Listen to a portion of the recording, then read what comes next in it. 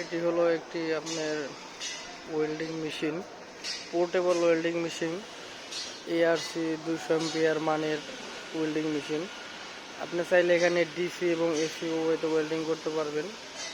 তো আপনি চাইলে এটার পাওয়ার কিন্তু কম বেশি করে নিতে পারেন।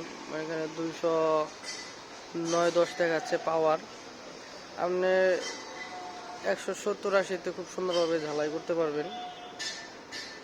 তো এটা হইতেছে